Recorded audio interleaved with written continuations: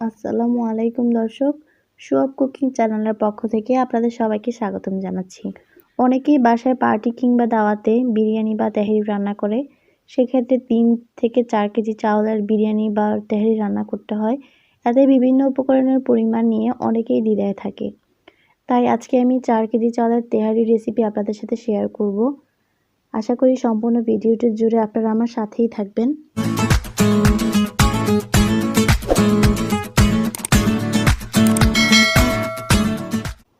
তেহারি রান্না করার জন্য এখানে আমি 5 কেজি গরুর মাংস নিয়েছি। আপনারা চাইলে বেশিও নিতে পারেন। এখন আমি যে পাতিলে রান্না করব ওই পাতিলে 2 কাপ পরিমাণ সয়াবিন তেল দিয়ে দিয়েছি। এতে আমি 3 কাপ পরিমাণ পেঁয়াজ কুচি দিয়ে দিয়েছি।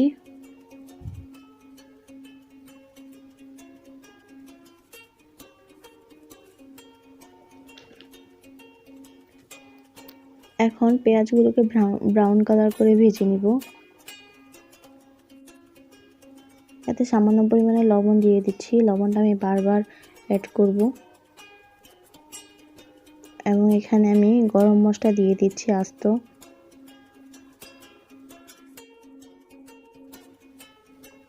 সবগুলো মশলাকে ভালোভাবে কষাতে হবে। এবার আমি এখানে 2 কাপ পরিমাণ পেঁয়াজ বাটা দিয়ে দিব।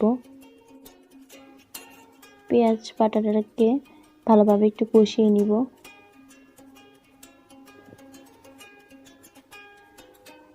এখন এখানে আমি হাফ কাপ পরিমাণ আদা বাটা দিয়ে দিচ্ছি। এখন এখানে আমি 2 টেবিল চামচ ধনিয়া গুঁড়া এবং 2 টেবিল চামচ জিরা গুঁড়া দিয়ে দিচ্ছি। আমি এখানে বেটে দিয়েছি, আপনারা চাইলে গুঁড়াটাও ব্যবহার করতে পারেন।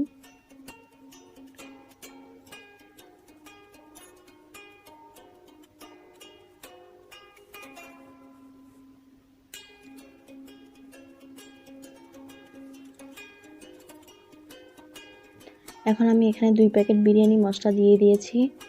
আপনারা চাইলে মশলাটা বাসায় তৈরি করে ফেলতে পারেন। আমি এখানে বিরিয়ানি মশলাই ব্যবহার করছি, আর এখানে বাড়তি কোনো মশলা ব্যবহার করতে হবে না।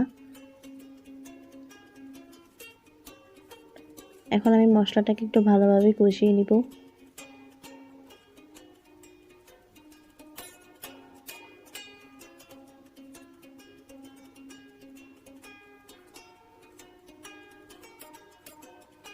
এখন এখানে 1 কাপ পরিমাণ টক দই আগে থেকেই ফেটিয়ে রেখেছিলাম, এটা দিয়ে দিচ্ছি।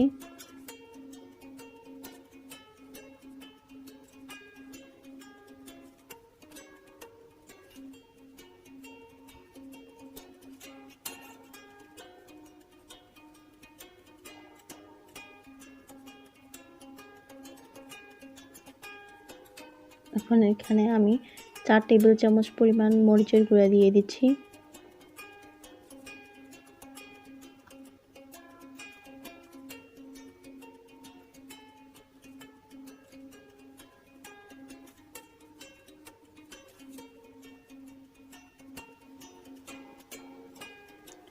এখন এখানে হাফ কাপ পরিমাণ রসুন বাটা দিয়ে দিব।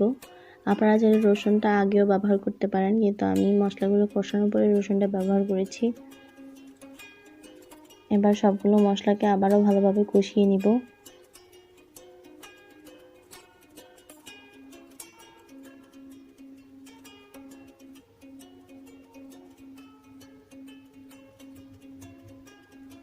এখন আমি আমার মাংসগুলোকে মশলাটার মধ্যে দিয়ে দিব।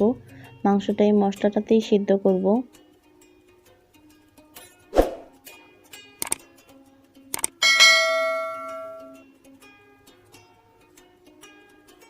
আমি আজকে চেষ্টা করেছি ঢাকাই তেহারির মতো আমার তেহারিটা রান্না করতে।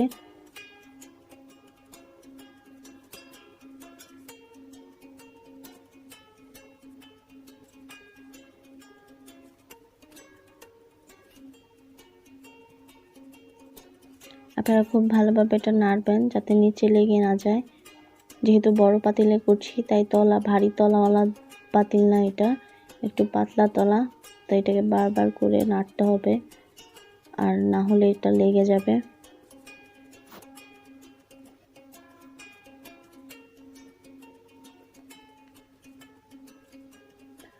এখানে আমি বাড়তি কোনো পানি ব্যবহার করব না। মাংসটা থেকে যে পানিটা উঠবে ওইটা দিয়ে আমার মাংসটা সিদ্ধ হবে।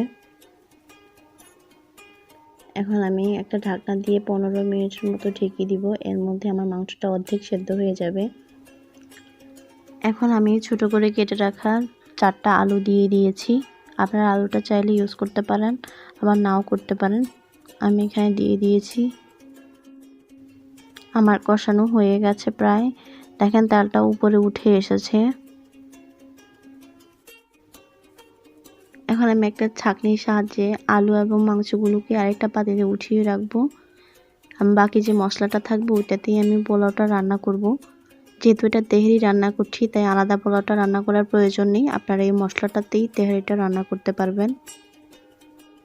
দেখেন আমি আলাদা একটা পাতিলে মাংসটা তুলে রেখেছি।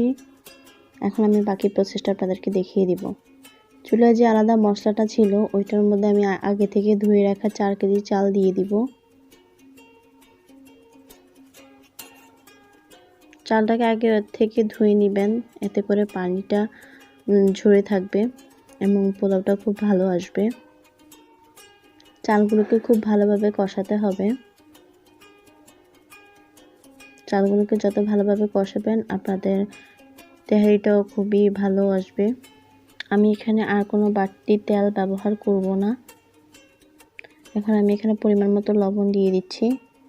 লবণটা বারবার অ্যাড করবেন, এতে করে লবণটা কম বেশি হবে না। এখন আমি এখানে আস্ত কাঁচামরিচ দিয়ে দিচ্ছি। কাঁচামরিচটা আস্তই দিবেন, এটাকে কাটার প্রয়োজন নেই, এতে করে খুব সুন্দর একটা ফ্লেভার আসবে। এখন আমি এখানে পানি দিয়ে দিচ্ছি। আমি এখানে 8 লিটার পানি দিব, কারণ আমি এখানে 4 কেজি চাল দিয়েছি। চালের দ্বিগুণ পানি ব্যবহার করতে হবে।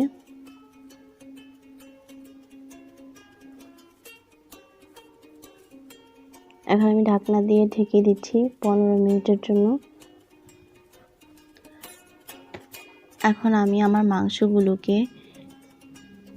পোলাওগুলোর উপরে দিয়ে দিব।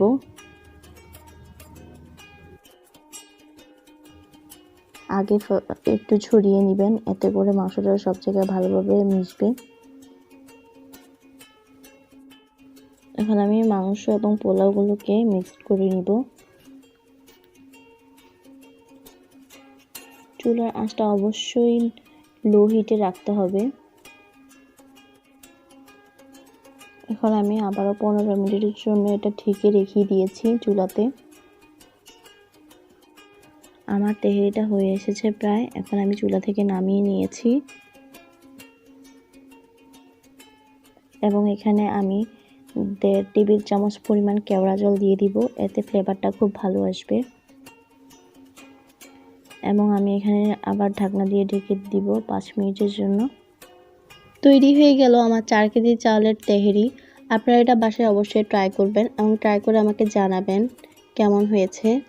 আমার রেসিপিটি ভালো লাগলে আমার চ্যানেলটি অবশ্যই সাবস্ক্রাইব করবেন এবং পাশে থাকা বেল আইকনটি প্রেস করে রাখবেন, যাতে পরবর্তীতে কোনো রেসিপি মিস না হয়, এবং রেসিপিটিতে একটি লাইক দিয়ে দিবেন। ধন্যবাদ।